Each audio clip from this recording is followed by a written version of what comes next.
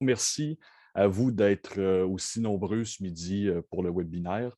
Raymond l'a dit, je complète actuellement mon doctorat en sciences politiques ici à l'Université Laval. Je suis membre du groupe de recherche en communication politique où on se spécialise notamment dans l'étude des communications numériques, qui est devenu un incontournable. On ne parle même plus de nouveaux médias, hein. C'est des médias qu'on utilise quotidiennement et beaucoup pour faire de la politique. Et j'entends politique non pas simplement au sens de partisan, mais au sens de toutes les relations et l'organisation du pouvoir.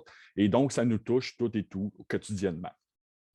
Raymond l'a aussi dit, j'aurai l'immense honneur de me joindre au corps professoral de l'ENAP dans les prochains mois. Donc, je vous invite là, à me suivre et à nous suivre si ça vous intéresse, à aller regarder l'offre de formation également de l'ENAP qui s'adresse, oui, à la fonction publique, mais également aux chercheurs et également à toutes les personnes qui interagissent avec l'appareil d'État dans leur travail. Donc, ce midi, je vous parle plus précisément de données IA et politique, au-delà de l'enjeu de la protection des renseignements personnels. Et pourquoi? Et il ne faut pas le voir comme un affront à ceux et celles qui disent qu'il y a véritablement un enjeu de protection de la vie privée. C'est vrai et c'est très important, mais on en parle beaucoup. Et un des points de la présentation de ce midi, c'est justement de montrer qu'il y a autre chose que la question très importante et très centrale de la protection de la vie privée, parce que ça va au-delà de la protection des renseignements qui sont utilisés à des fins de communication, mais ça a aussi des effets, des impacts, voire des conséquences négatives dans le jeu public et politique. Et ça nous touche, vous et moi, comme citoyens et comme citoyennes. Donc, je vous propose le plan de match suivant. Évidemment, on a peu de temps, donc j'essaierai d'être succinct, mais sachez qu'à la fin, je répondrai avec grand plaisir et grand intérêt à vos questions. Je sais que vous êtes nombreux et que les profils sont grandement diversifiés, donc je préfère y aller le plus clairement possible, quitte à, dans la période d'échange et de questions, peut-être lier un peu plus mon propos à vos réalités personnelles et professionnelles. Donc, on va passer très rapidement sur le rôle des données dans la communication publique et politique. Je dis rapidement parce qu'on commence à avoir une bonne idée de ce qui est fait du côté politique avec nos données personnelles à des fins de communication, mais on va revoir le tout ensemble. Également, on va parler justement du cadrage actuel autour de la question des renseignements privés. J'ai quelques résultats de recherche à vous présenter qui expliquent pourquoi, lorsqu'on parle des données et de l'intelligence artificielle appliquées en contexte politique, on en parle principalement du point de vue de la protection de la vie privée. Je vais vous exposer le cœur de ma présentation, quelles sont les autres conséquences possibles. C'est de mieux en mieux documenté, j'ai envie de dire, dans la littérature, mais également il y a beaucoup encore à faire pour comprendre quels sont les effets potentiels et les effets réels de tout cela dans le jeu public et politique. Et en fin de présentation, j'ai pour vous quelques, j'ai appelé ça des pistes de solutions, mais c'est des rappels sur la base de ce qu'on va voir sur comment on peut, comme citoyen, comme organisation, être conscience du phénomène et comment naviguer dans ce phénomène-là, parce qu'évidemment, qu'on en soit conscient ou pas, ça a des impacts sur notre façon de voir et de percevoir les choses. Et la perception, c'est clé hein, dans la politique, parce que souvent, on prend des décisions sur la base de perceptions, et ces perceptions-là peuvent être faussées ou biaisées par un certain nombre de phénomènes, dont la communication orientée par les données. C'est le plan de match que je vous propose et évidemment, à la fin, vos questions, vos commentaires seront les bienvenus. Avant toute chose, quelques petites précisions conceptuelles. Bon, vous savez, le numérique, la communication, les données, c'est fondamentalement transdisciplinaire, donc tout le monde a un peu son propre langage pour en parler. Je vous présente ce que je veux dire lorsque je parle de données, lorsque je parle de communication politique, lorsque je parle de marketing politique aussi. Vous allez voir, c'est important pour la suite du propos. D'abord, j'entends données au sens le plus large qu'on peut y avoir, c'est-à-dire toute information de nature qualitative, quantitative, peu importe, massive ou non, hein, parce que oui, on parle beaucoup des données massives, mais il y a aussi une très grande valeur en communication politique aux données plus précises, moins nombreuses, mais souvent un peu plus riches, diront certains. Et donc, les données, hein, c'est entendu au sens de ressources, ressources qui aident les organisations publiques et politiques à, dit-on, améliorer leur communication. Lorsque je parle de politique, bon, je suis politologue de formation, donc je vous dirais qu'un peu tout est politique, hein. La politique touche toutes les facettes de nos vies. Beaucoup de choses qu'on ne pense pas politiques le sont, que ce soit le nombre de Québécois dans l'alignement partant du Canadien de Montréal, que ce soit la propriété de telle compagnie, que ce soit la guerre. L'actualité nous rappelle, bref, sans cesse que tout est un peu politique et il faut comprendre donc communication politique, non pas comme un synonyme de communication électorale ou de communication partisane. La communication politique, au fond, c'est quoi? C'est l'ensemble des échanges entre et au sein de trois groupes de protagonistes. C'est la figure que vous voyez à l'écran, c'est-à-dire tous les échanges, les messages entre les institutions politiques et les personnes qui les représentent ou qui les incarnent, entre les médias et entre les citoyens. Donc, tous ces échanges-là peuvent être qualifiés de communication politique.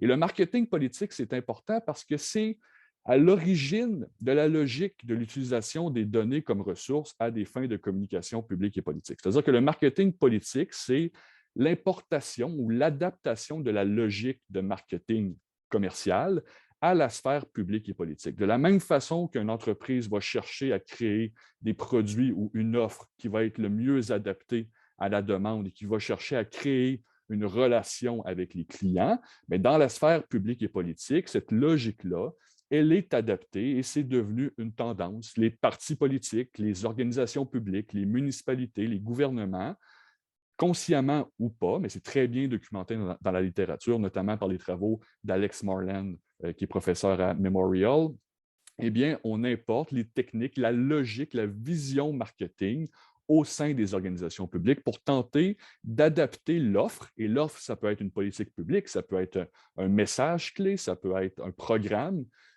Bref, l'offre est ce qu'on a à offrir et on cherche à l'arrimer de plus en plus à la demande des citoyens, par exemple, mais on le verra aussi à la demande de certains segments en particulier des citoyens. Et si on réfléchit un peu, on pourrait l'aborder un peu plus tard ensemble, mais tout ça rouvre la porte à, oui, des possibilités intéressantes, notamment pour que les institutions et les partis soient mieux entendus auprès des personnes qui seraient intéressées à les entendre, mais ça implique également que les ressources sont dirigées vers les personnes qui sont jugées peut-être plus payantes ou plus intéressantes, et on délaisse certains membres, certains segments de l'électorat ou de citoyens, et ça rouvre une autre porte vers des conséquences qu'on peut juger négatives. Donc, ce que j'entends par donner communication politique et marketing politique, vous l'avez devant vous, et nous avons maintenant des bases communes. Lorsque je parle de l'importation de la logique de marketing politique dans la sphère publique et politique, l'importation de la logique marketing commerciale, pardon, dans la sphère publique et politique, il y a plusieurs modèles pour l'illustrer. Il y a des modèles qui sont propres à la discipline du marketing, il y a des modèles en administration. En communication politique, en sciences politiques, le modèle le plus utilisé, c'est celui de Lise Marshman que je vous présente parce que je trouve qu'il permet de résumer très rapidement et très facilement ce qu'on entend par marketing politique lorsque je vous parlais de l'arrimage entre l'offre et la demande dans une conception un peu plus classique de l'action publique ou de l'action politique. Hein. On a longtemps pensé que, par exemple, un parti politique a un produit, c'est-à-dire une offre, par exemple une idéologie, et qu'il l'offre sur le marché des idées et les citoyens y adhèrent ou pas, ce qu'on appellerait une orientation produit. Par exemple, un parti très idéologique, prenons un parti communiste, a une idéologie à offrir, c'est son produit, le communisme, et l'offre dans le marché des idées. Les citoyens votent pour le Parti communiste s'ils adhèrent à ce parti-là. C'est la conception très classique de la politique.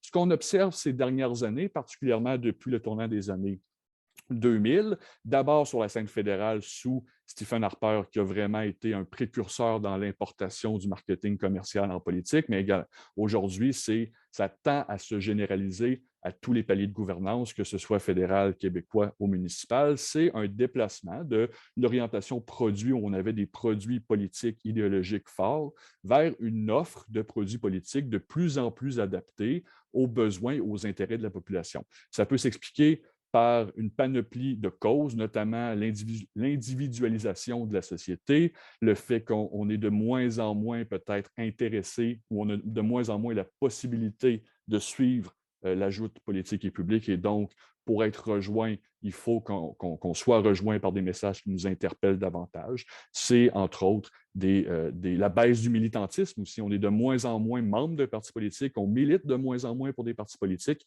Et donc, les partis tentent de s'adapter à ces nouvelles réalités-là et de nous présenter des messages de plus en plus faits sur mesure. Il y a l'orientation vente, donc là où il y a un produit déjà existant, mais on utilise l'intelligence de marché et donc les données pour adapter ce produit-là aux demandes de la population. Et il y a l'orientation marché où là, carrément, l'intelligence de marché intervient avant même de développer un produit politique. Pourquoi? Pour que ce produit-là réponde davantage à certaines cibles électorales, et ce qui va nous permettre de l'adapter en continu et d'espérer faire des gains électoraux. Donc, par exemple, un cas typique d'orientation vente, c'est les partis qui ont jadis été de masse avec une idéologie très forte. Par exemple, le Parti québécois, qui a un produit qui ne peut pas faire abstraction. C'est-à-dire que c'est un parti indépendantiste et s'il n'était plus indépendantiste, la raison d'être même de ce parti-là n'existerait plus. Mais on tente d'adapter ce produit-là aux demandes du marché, notamment parce que les électeurs québécois sont de moins en moins, ou du moins ne sont plus aussi indépendantistes qu'avant. Et un exemple d'orientation de marché, un exemple d'actualité, c'est la présidentielle française. Bien, le parti d'Emmanuel Macron, le parti En Marche, c'est un parti créé de toutes pièces autour d'une personne avec un programme politique qui espérait répondre à assez d'électeurs pour l'amener au pouvoir.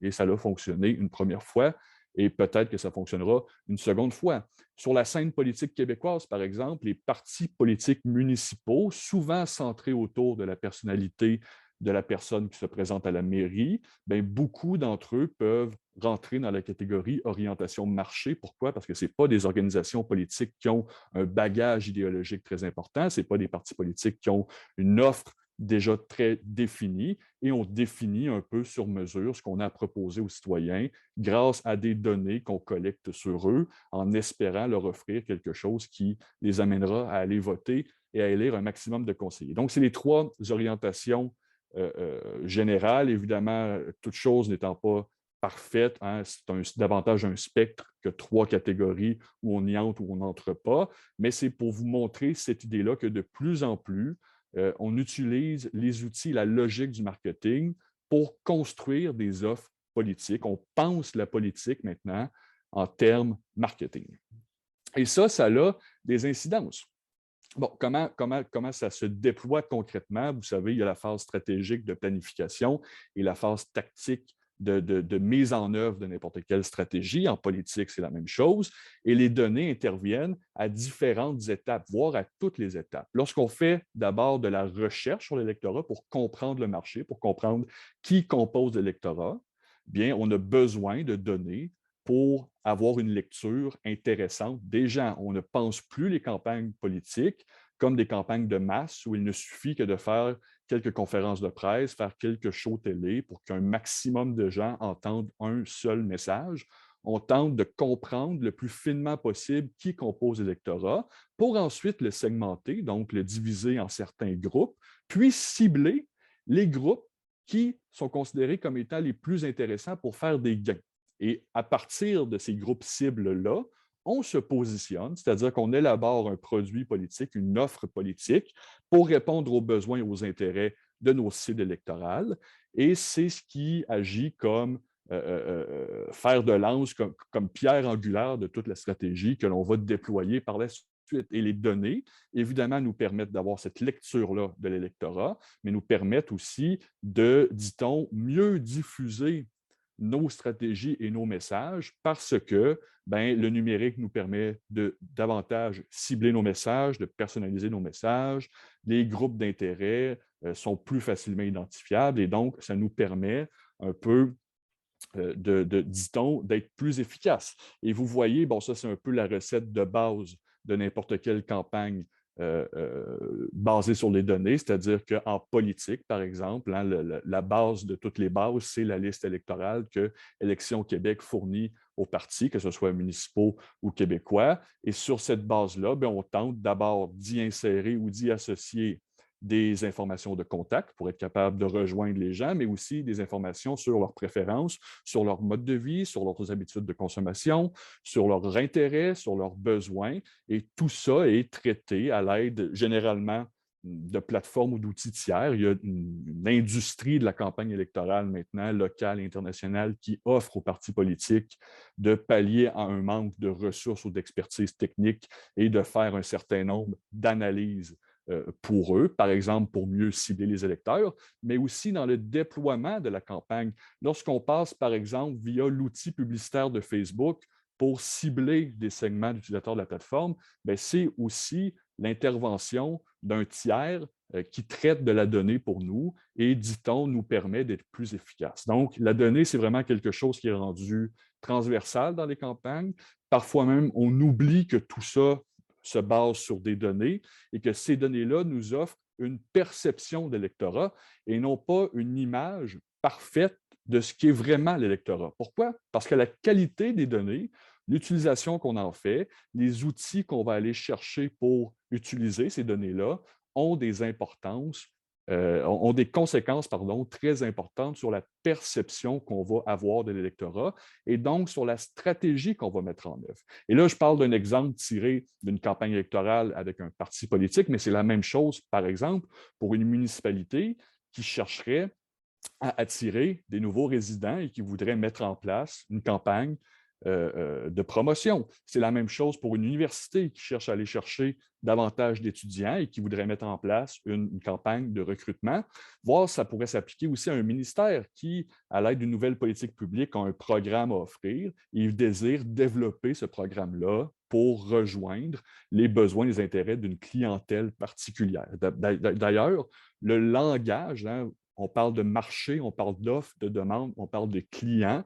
C'est vraiment un des exemples de comment on a mis des lunettes de marketing commercial pour maintenant analyser et élaborer des campagnes publiques ou politiques. Donc, c'est un peu l'ABC, je vous résume ça très rapidement, mais c'est comment généralement on fonctionne.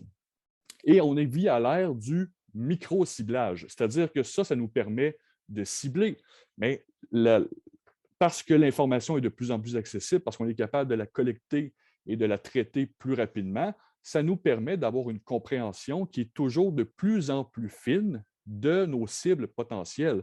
J'utilise l'analogie du passage du carré en 2D au cube en 3D. C'est que maintenant, on est capable de ficher, de profiler les gens en fonction d'une multitude de données, ce qui nous permet non seulement d'avoir une lecture plus fine, plus granulaire de qui compose les citoyens ou l'électorat, par exemple, mais aussi de personnaliser et d'individualiser les messages qu'on va leur fournir, les services qu'on va leur offrir. L'offre, ça rime, dit-on, de plus en plus à la demande et se personnalise de plus en plus et voire se privatise. Et se privatise, ici, je l'utilise au sens de rendre privé. Par exemple, les canaux de communication sont de moins en moins publics. Hein? Par exemple, la publicité ciblée, si vous voyez sur un média social une publicité d'un parti politique, c'est probablement quelque chose qui est construit et qui vous est distribué en fonction de vos intérêts à vous. C'est plus le message publicitaire général qu'on publiait dans la presse, par exemple. Donc, c'est de plus en plus privé. C'est vous qui le voyez parce que vous êtes vous et les autres n'en ont pas nécessairement conscience, mais privatisation au sens aussi où de plus en plus, on s'appuie sur des tiers pour faire un certain nombre de choses qui ont des incidences importantes à la fois dans le développement de la stratégie et dans le déploiement de la stratégie. Ce n'est pas nécessairement une mauvaise chose, mais il faut en être conscient parce qu'il y a des notions d'expertise, par exemple, à la fonction publique, une fonction publique quelconque qui ne parvient pas à développer une expertise, se retrouve dépendante de tiers qui, eux, n'ont peut-être pas la même conception de la mission et n'ont peut-être pas non plus les mêmes contraintes associées à l'organisation. Mais tout ce que je viens de dire là s'applique à la sphère partisane, à la sphère publique, gouvernementale, à la sphère privée également. Et donc, ça rouvre un certain nombre d'enjeux que parfois on a tendance simplement à présenter sous l'aspect de la protection de la vie privée, mais il y a beaucoup d'autres choses. Le point tournant, pourquoi on parle de ça aujourd'hui, pourquoi de plus en plus de chercheurs s'y intéressent, le point tournant, c'est vraiment le scandale Cambridge Analytica en 2018, où c'est probablement la première fois où, à grande échelle, on s'est rendu compte que nous étions tous, vous et moi, fichés par des personnes qui avaient des intérêts commerciaux à le faire. Avant cela, ce n'était pas public au sens grand public. Les personnes, évidemment, certains d'entre vous, fort probablement, qui travaillaient avec les données le savaient, mais dans l'espace public, on avait une conception très approximative de ce pourquoi constamment, on nous demandait de réagir, on nous demandait d'émettre nos opinions, nos préférences, mais évidemment, c'est pour nous profiler à des fins notamment commerciales et à des fins politiques. Et donc, 2018, c'est vraiment un point tournant. Depuis ce temps-là, c'est généralement admis qu'on a une connaissance un peu minimale. Évidemment, on ne connaît pas tous le b.a.-ba de comment cela fonctionne, mais on a une idée que, comme on dit souvent, si c'est gratuit, c'est parce que c'est nous le produit. Donc, les plateformes en ligne, notamment, veulent qu'on publie nos émotions et nos pensées. Pourquoi? Parce que c'est très utile pour construire des profils et ensuite permettre à des annonceurs de mieux nous cibler. Et ça, c'est utilisé à des fins publiques et politiques.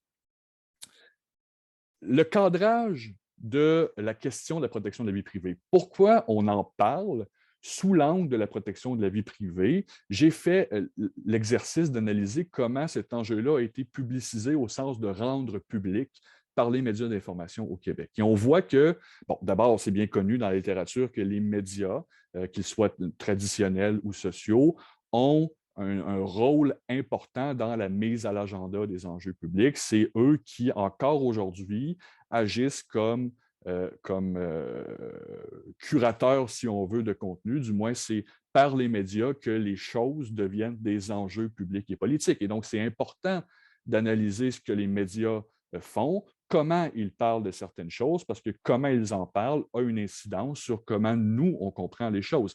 Et ce n'est pas nécessairement vrai que parce que de plus en plus les gens ne s'informent plus à la source, mais via les médias sociaux, que les médias traditionnels n'ont plus ce rôle-là. Ils ont encore ce rôle-là parce que, d'une part, le contenu que l'on trouve en ligne souvent provient de médias traditionnels. Ce n'est pas parce qu'on ne lit plus la version papier d'un journal que ce journal-là n'a plus d'importance dans l'univers médiatique. Bien au contraire, certaines études suggèrent que les médias écrits québécois ont encore un rayonnement très important en termes de lectorat. Mais également, les médias agissent comme référence. Quand les médias parlent de quelque chose, bien, on a quelque chose à se mettre sous la dent. Souvent, c'est à partir de ce moment-là qu'on va s'y intéresser. Et parfois, les articles journalistiques deviennent des références pour d'autres médias. On parle à la radio ou à la télé de quelque chose parce qu'un journal en a parlé. Donc, c'est là l'importance, bref, de s'intéresser encore aujourd'hui, même à l'ère numérique, aux bons vieux journaux papier. Et donc, j'ai analysé comment ces journaux-là, comment les journaux francophones québécois avaient parlé, avaient cadré la question de l'utilisation des données de l'intelligence artificielle en politique pour nous permettre de mieux comprendre les raisons qui font en sorte qu'on pense spontanément à l'enjeu de la protection de la vie privée lorsqu'on s'intéresse à cette question-là. D'abord, l'analyse, et là, j'ai mis quelques précisions méthodologiques à la fin, mais le but, ce n'est pas de vous saouler avec ça. Si vous avez des questions, ça me fera plaisir d'y répondre, mais c'est une analyse qui est qualitative pour aller chercher comment les éléments de langage, comment on présente les choses, qui nous permet après de mieux comprendre comment nous, on perçoit les choses. Et donc, ça confirme que le scandale Cambridge Analytica est vraiment le point tournant. Et rappelez-vous, à l'époque, les politiciens québécois et canadiens étaient constamment questionnés par les médias d'information pour savoir quelles étaient leurs pratiques. Et beaucoup d'entre eux ignoraient même quelles étaient les pratiques de leur parti en termes de ciblage et de micro-ciblage. On voit dans l'évolution de la couverture médiatique sur l'utilisation des données en politique un basculement, donc en 2018. Avant 2018, la couverture était plus sympathique face aux données, plus enthousiaste même face aux données. Pourquoi? Parce qu'on présentait l'utilisation des données et du marketing politique comme étant une solution intéressante à la baisse de participation électorale, à la baisse de militantisme aussi au sein des partis, à la baisse des ressources. Les partis politiques doivent faire avec des budgets qui sont restreints, avec peu de bénévoles, avec peu d'intérêt aussi de la part du commun des mortels. Et donc, on présentait dans la presse un certain nombre d'outils comme Nation Builder, comme Démocratique, comme étant des solutions très intéressantes et très prometteuses. À partir de 2018, le big deal que je viens de vous présenter s'est transformé en Big Brother. Et Big Brother au sens orwellien du terme, là, pas au sens de Big Brother célébrité, là, mais cette figure qui nous fiche, qui nous espionne, cette menace même. Et dans la presse, le ton a changé drastiquement. On avait des titres du genre « Les partis politiques vous espionnent ». On avait des titres « Ils vous ont tous fichés ». On avait des articles de fond très bien fouillés où on tentait d'obliger les partis politiques à nous dévoiler un peu ce qu'ils faisaient avec les données qu'ils disposaient sur nous.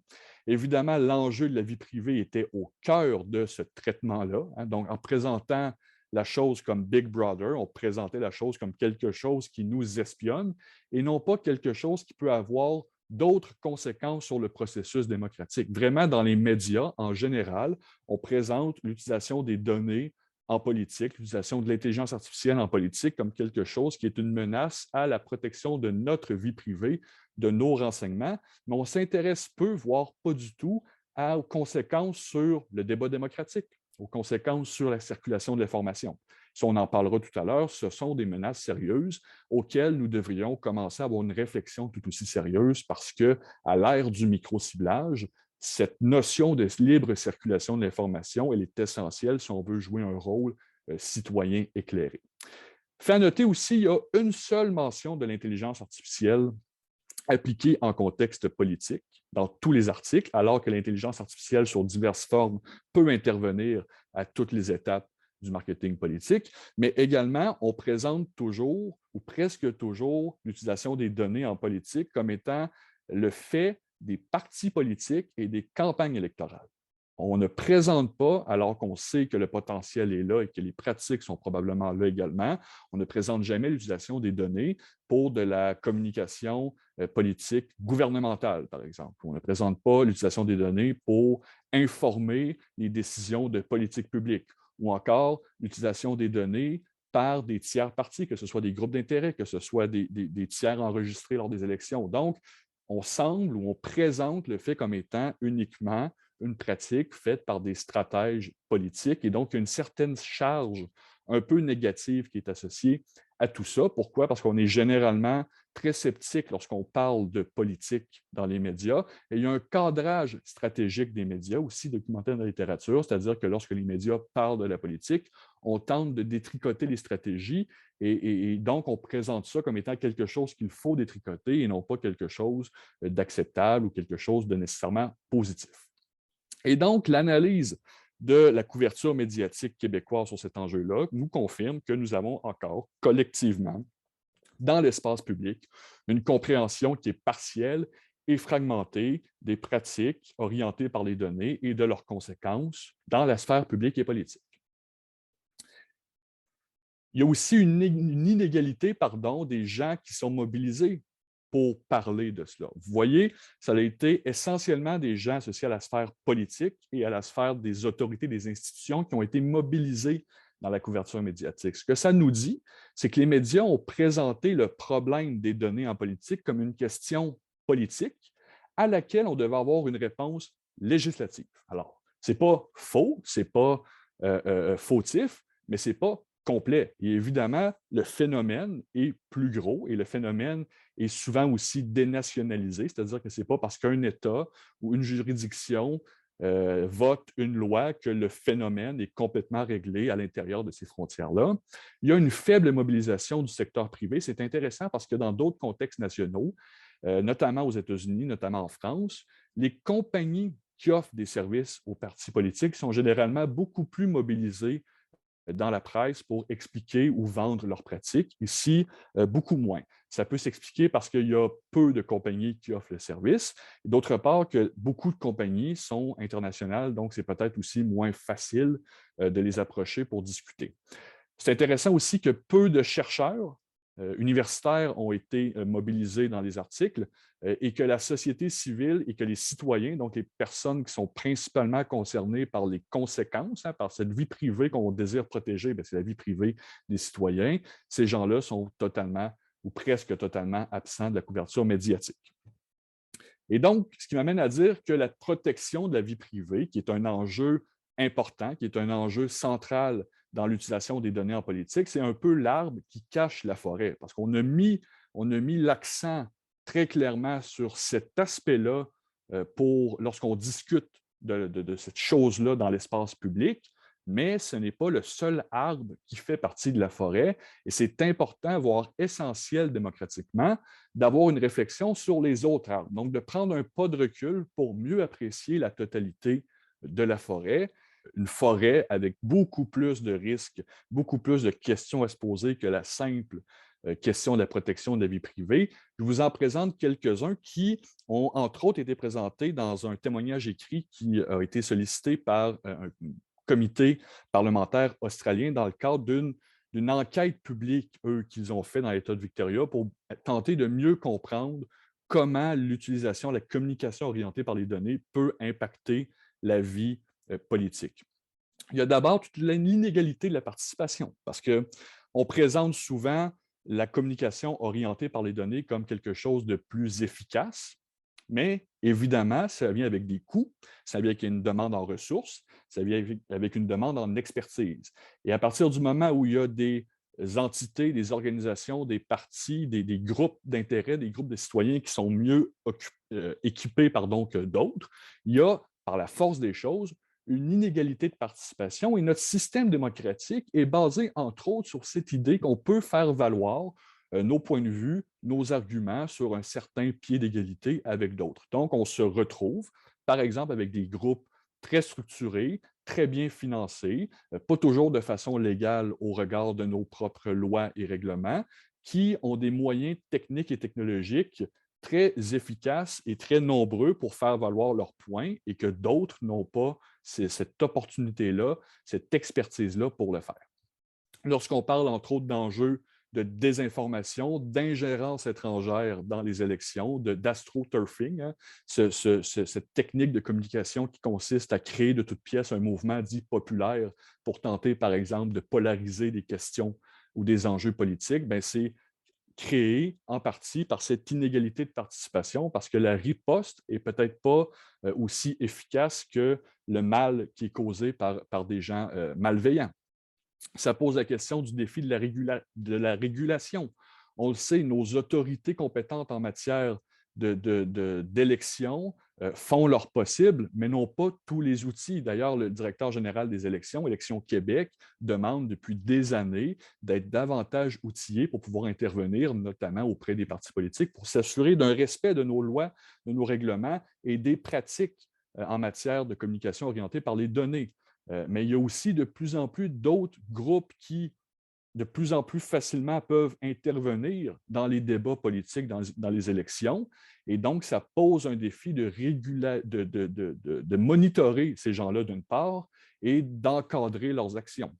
Il y a des risques réputationnels importants aussi lorsqu'il y a, par exemple, une fuite de données, lorsqu'il y a une utilisation qui est jugée immorale ou inadéquate des données personnelles, il y a un enjeu réputationnel, un risque qui touche à la fois l'organisation qui utilise ces données-là, qui utilise ces techniques-là, mais aussi un risque d'un point de vue institutionnel. Il pourrait y avoir une perte de confiance envers certaines institutions ou certains partenaires d'institutions qui utilisent ces données-là parce qu'on pourrait les associer à d'autres choses. Les campagnes de données, dans l'esprit de beaucoup, c'est les techniques de Donald Trump puis du Brexit en Grande-Bretagne. Peu de gens pensent spontanément que des partis comme le NPD ou Québec solidaire utilisent les mêmes méthodes. Mais il y a une association qui se fait naturellement qui peut biaiser notre perception des choses. Et il y a aussi, j'ai envie de dire, surtout un phénomène de distorsion du flux de communication. Je vous ai dit, la communication, les messages que l'on reçoit sont de plus en plus personnalisées, sont de plus en plus individualisées, sont de plus en plus privatisées. Donc, on a de moins en moins conscience de ce que les autres reçoivent comme information. On a de moins en moins de moyens de le savoir également.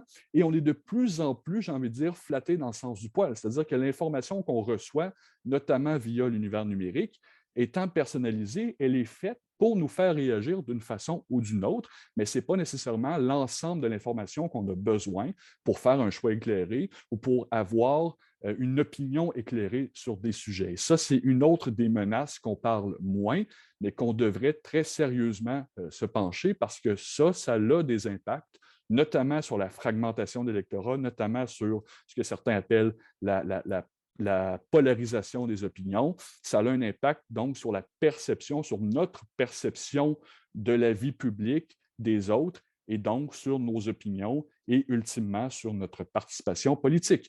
Et cette distorsion-là, couplée à l'inégalité de participation, ça permet, par exemple, de faire des campagnes de communication très ciblées pour décourager des gens d'aller voter.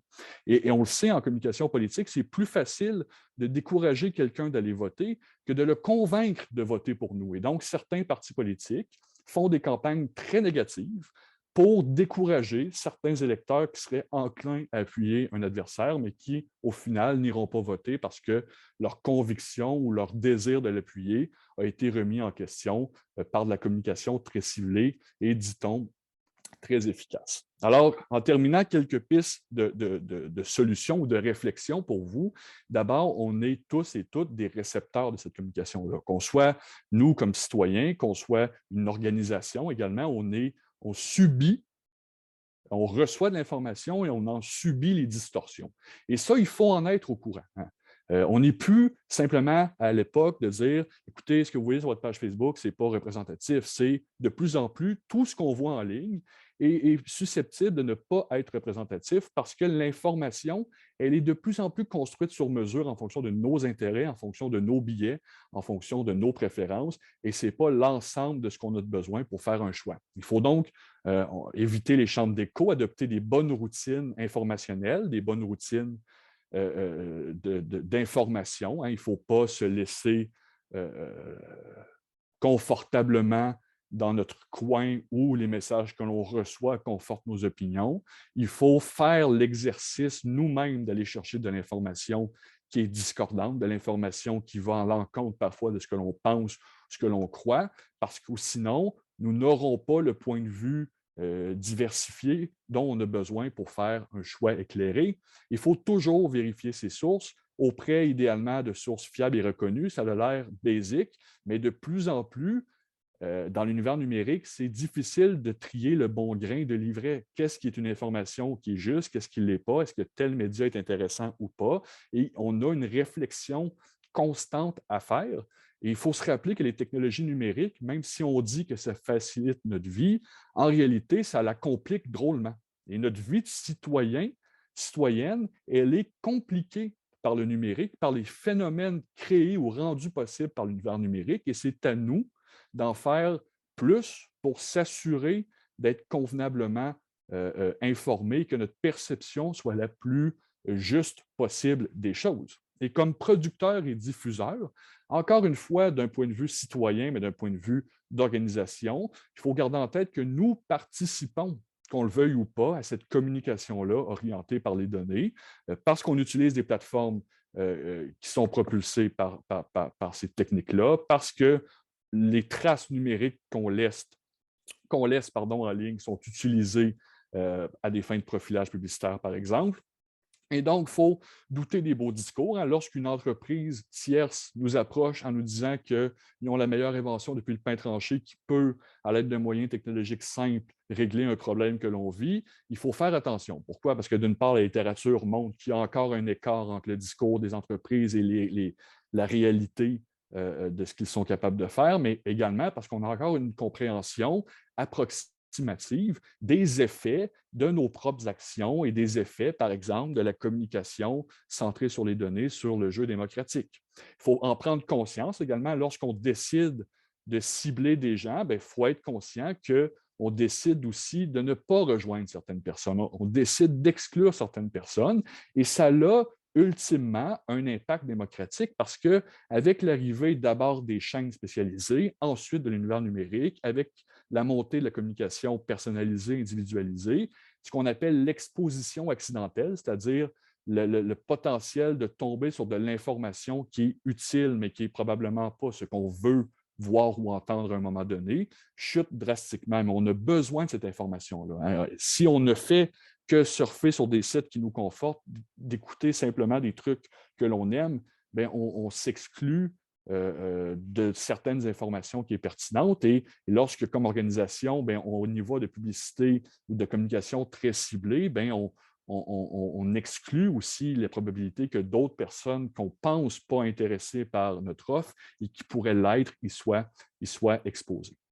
C'est ce qui résume donc un peu mon propos. Il faut d'abord prendre conscience que les messages, la communication, l'offre politique et l'offre publique à laquelle on est exposé, elle est de plus en plus orientée par les données, que ce phénomène-là touche bien au-delà de la question très importante, certes, mais qui n'est pas complète, de la protection des renseignements personnels, et qu'on a un rôle à la fois comme récepteur et à la fois comme producteur dans ce processus-là, et qu'il faut en être conscient pour éviter le plus possible des conséquences démocratiques fâcheuses.